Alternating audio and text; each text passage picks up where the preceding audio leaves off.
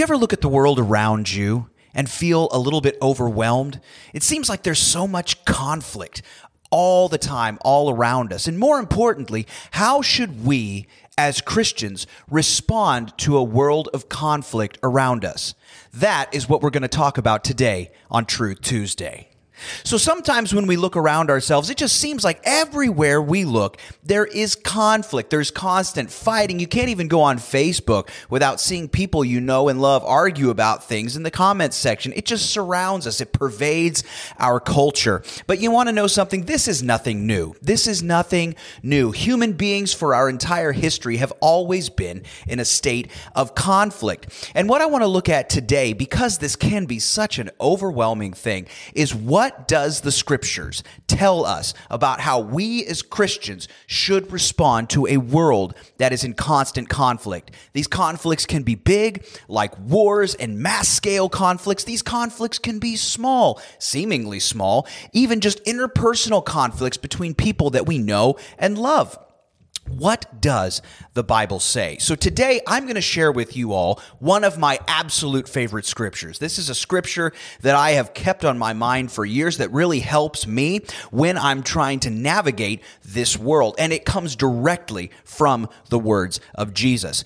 To get started today, we're going to begin by looking in the book of Matthew. We're going to go over to the 10th chapter and look at the 16th verse. Now, these are the words of Jesus, and what he is doing when he speaks these words, he is preparing his disciples for their very first ever missionary journey. Their very first time of going out without him right there to try and do some work in some of these local towns and spread the word, spread the gospel. It's awesome. And so the thing with this is, as Jesus is preparing the disciples, he's going to lay on them some pretty rough truths. And this is what he says. Matthew chapter 10, verse 16. Jesus says, "Look, I'm sending you out as sheep among wolves. So be as shrewd as snakes and as harmless as doves." Now, there is actually a ton loaded in here. We have Jesus present the situation and present the solution to it in two simple sentences. But I want to break this down briefly. So he says that he is sending them out as sheep amongst wolves. What is the difference between a sheep and a wolf? One is predator. That would be the wolf, and one is prey. That is the sheep. And guess what? He says, you are the sheep. What does that tell us? That tells us that they are going to be the recipients of aggression. They are going to be the recipients of criticism. They are going to be the ones who are being attacked. And that translates directly over to our lives as Christians as well. Oftentimes we find ourselves the subjects of attack and ridicule and judgment because the things that we believe and the lifestyle that we try to follow is different than what we see commonly in the world.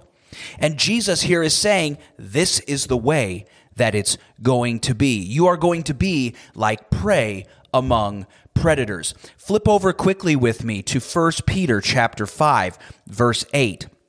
Thinking about that prey-predator relationship, here Peter writes these words. He says, "Stay alert.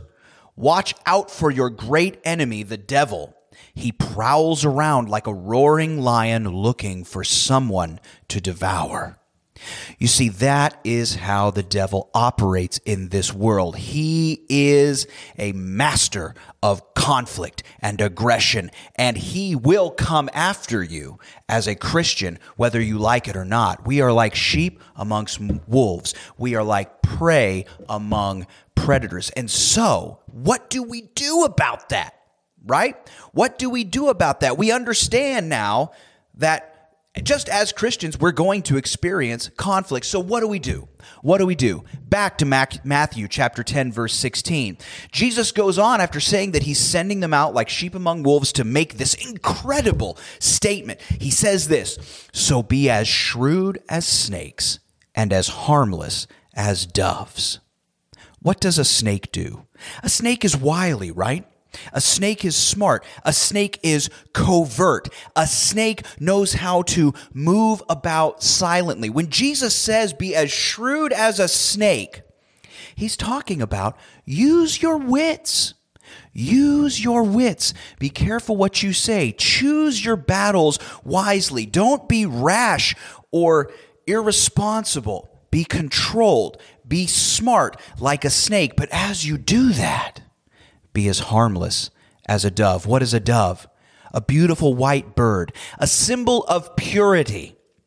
Something that is clean and just a beauty to behold. So you take these two elements and you put them together, and he says, guess what? You are the prey, but use your wits and live in a blameless, pure way. That is how to approach conflict as a Christian. We are going to come under attack, but we can stand up under that if we follow Christ's instruction right here. I want to end by pointing us now to the words of Paul as he admonishes the church in Thessalonica in 1 Thessalonians chapter 4. I want to read you verses 11 and 12, and I want you to hear his words here. Listen to this.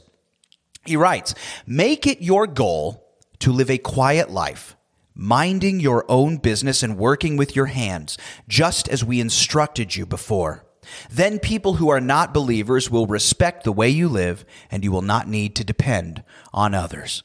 Now, once again, this is a very, very loaded scripture. The Apostle Paul just bursting with wisdom in writing these words. But when you think about this section as it pertains to living in a society of conflict, what is he saying?